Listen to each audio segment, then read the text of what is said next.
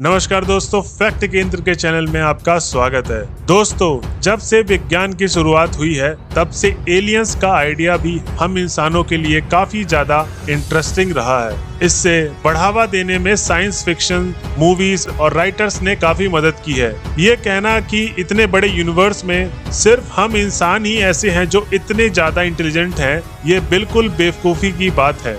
ऐसा हो ही नहीं सकता कि हम इंसान इस यूनिवर्स में अकेले हों। भले ही हम आज एलियंस को ढूंढ नहीं पा रहे हों, लेकिन एक समय ऐसा जरूर आएगा जब हमें भी एक्स्ट्रा टेरेस्ट्रियल सिविलाइजेशन अंतरिक्ष में देखने को मिलेगा।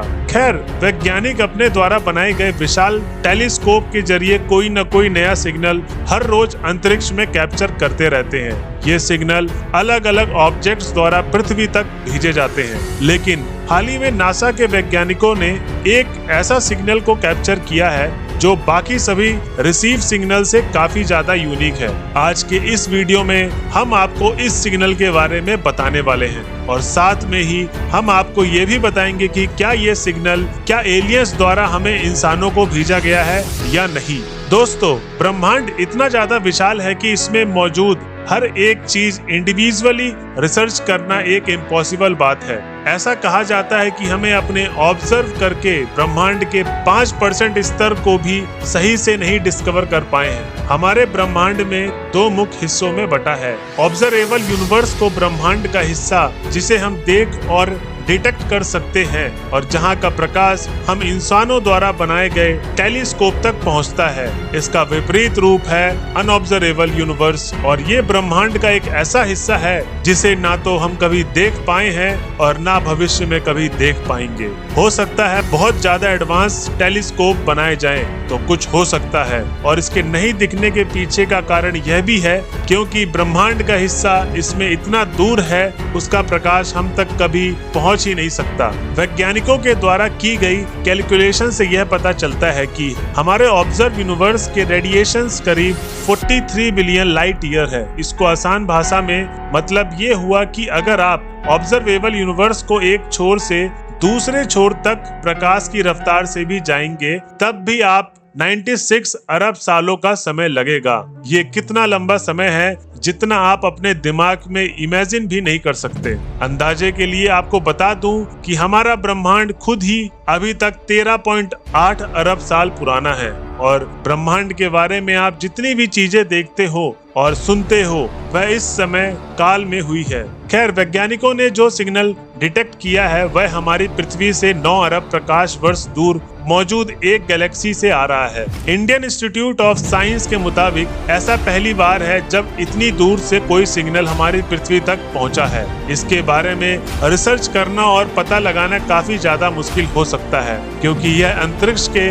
बहुत दूर दराज इलाके से आ रहा है और वहां पर रिसर्च करना अभी हमारे टेलीस्कोप के बस की बात नहीं है। हमारे पास जेम्स वेब जैसा पावरफुल टेलीस्कोप जरूर है जो ब्रह्मांड के बिल्कुल शुरुआती समय में भी देख सकता है, लेकिन अभी वह इस तरीके से सेटअप नहीं है कि उसे इतनी दूर की डिस्टेंस को देखने के लिए इस्तेमाल किया जा सके। वैज्ञानिक ऐसा बताते हैं कि ये सिग्नल शायद एलियन सभ्यता द्वारा भेजा हुआ हो सकता है, बिल्कुल वैसा ही जैसा कुछ साल पहले वैज्ञानिकों ने प्रॉक्सिमा सेंचुरी से सिग्नल को रिसीव किया था। प्रॉक्सिमा सेंटोरी वह तारा है जो हमारे सूर्य में सबसे ज्यादा नजदीक पर मौजूद है। इसकी दूरी हमारे सूर्य से मात्र 4.24 प्रकाश वर्ष है। खास बात यह है कि इसकी सिग्नल की फ्रीक्वेंसी बहुत ही ज्यादा स्पेसिफिक थी और ऐसी थी जिससे हमारे स्पेसक्राफ्ट और सैटेलाइट यूजुअली डिटेक्ट नहीं कर पाते।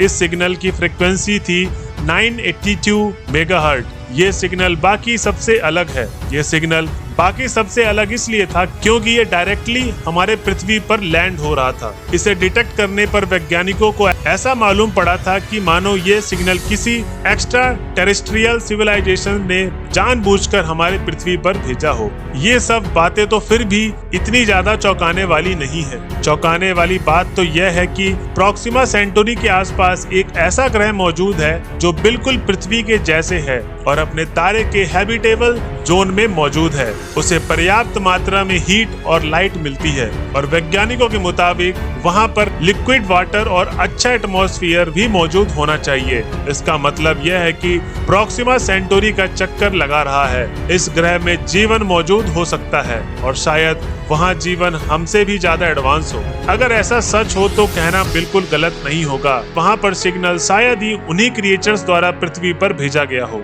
हालांकि ये अंदाज है, इसके बारे में पक्का तौर पर कुछ भी नहीं कहा जा सकता है। हो सकता है उस प्लैनेट में मैग्नेटिक फील्ड से भी सिग्नल जनरेट होकर पृथ्वी पर आया हो। जब वैज्ञानिकों को ऐसे ही काफी सारे सिग्नल डिटेक्ट होने लगे तो उन्होंने एक स्पेशल टीम बना दी जो सिर्फ एक्स्ट्रा टेरेस्ट्रियल सिविलाइजेशंस यानी एलियंस पर रिसर्च करती है। इसे शॉर्ट फॉर्म में सेती कहा जाता है। एक्स्ट्रा टेरेस्ट्रियल का मतलब होता है हमारे ग्रह के अलावा किसी और ग्रह पर मौजूद जीवन, आमतौर पर ऐसा जीवन जो हमसे भी ज्यादा इंटेलिजेंट और एडवांस हो। इस टीम को सेटअप करने के बाद प्रोक्सिमा सेंटर पर काफी अच्छे से रिसर्च होने लगा और इसमें काफी सारे यंग साइंटिस्ट भी शामिल होने लगे। प्रोक्सिमा सेंटोरी के पास 2 ग्रह खोजे गए जो हमारी पृथ्वी से काफी ज्यादा मैच खा रही थी और इस बात का भी कंफर्मेशन किया गया कि यह सिग्नल इसी सौर मंडल से हमें रिसीव हो रहा है। दुनिया भर में काफी सारे टेलीस्कोप को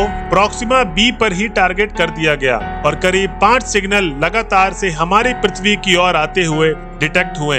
इन सभी सिग्नलों को वैज्ञानिकों ने नॉड नाम की एक प्रक्रिया द्वारा डिटेक्ट किया। इस प्रोसेस में शुरुआत में कुछ ही टेलीस्कोप टारगेट पर नजर रखते हैं। जैसे ही वहां बहुत सारे टेलीस्कोप को उसी ऑब्जेक्ट्स पर टारगेट कर दिया जाता है, इससे वैज्ञानिकों को अलग अलग पर्सपेक्टिव से डेटा देखने को मिलता है, जिससे आगे रिसर्च करने में काफी ज्यादा आसानी होती है और सिग्नल की कंफर्मेशंस बहुत ज्यादा सॉलिड रूप से हो जाती है। प्रोक्सिमा सेंटोरी से आए मुख्य सिग्नल को भी BLC-1 कहा जाता है, जिसे आप भी सुन सकते हैं। सिग्नल को रिसीव करने के बाद इस पर स्टडी करने के बाद वैज्ञानिकों को यह पता चला कि इसकी फ्रीक्वेंसी बीच बीच में बहुत हल्की सी चेंज हो रही है। वैज्ञानिकों ने बताया कि ये प्लैनेट की मूवमेंट की वजह से हो सकता है या फिर उस प्लैनेट में मौजूद किसी ऐसे डिवाइस की वजह से जानबूझकर फ्रीक्वेंसी को चेंज किया जा रहा है और ऐसा हो सकता है कि प्रोक्सिमा पर मौजूद एडवांस सिविलाइजेशंस के पास कुछ ऐसा एडवांस डिवाइस हो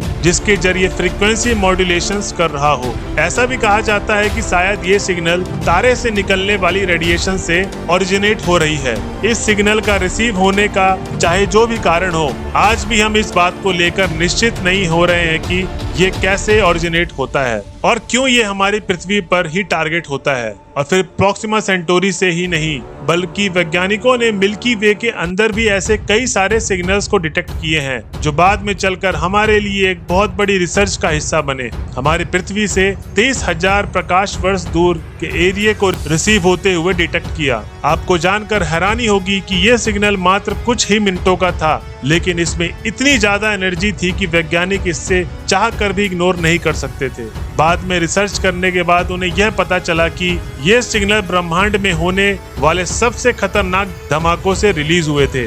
उन्हें गामा रे बर्स्ट कहा जाता है। यह धमाके बहुत कम समय के लिए होते हैं, लेकिन इसमें इतनी एनर्जी होती है जितनी हमारा सूर्य लाइफ टाइम में भी एनर्जी प्रोड्यूस नहीं कर पाएगा। इतनी सारी एनर्जी एक झटके में मात्र 10 सेकंड के समय काल में रिलीज कर देते हैं। अगर एक बर्स्ट के रास्ते में कोई भी चीज आती है तो वह उसे जलाकर राख बना देती है। फिर मैं कोई विशाल ग्रह का ही क्यों ना बात करूं, सिग्नल हमारी पृथ्वी के पास से गुजरते हैं तो वैज्ञानिकों ने इन्हें डिटेक्ट कर लेते हैं। गामा रे बर्स्ट के बारे में एक और खास बात यह है कि यह ब्रह्मांड के ब्राइटेस्ट चीज होती है। अगर आप एक बर्स्ट को एक टेलीस्कोप के जरिए डायरेक्ट देख लें तो आपको 1 सेकंड के 100वें भाग में ही अंधा कर देगा। ऐसे ही सिग्नल वैज्ञानिकों को पल्सर नाम के तारे में भी रिसीव होते देखा है।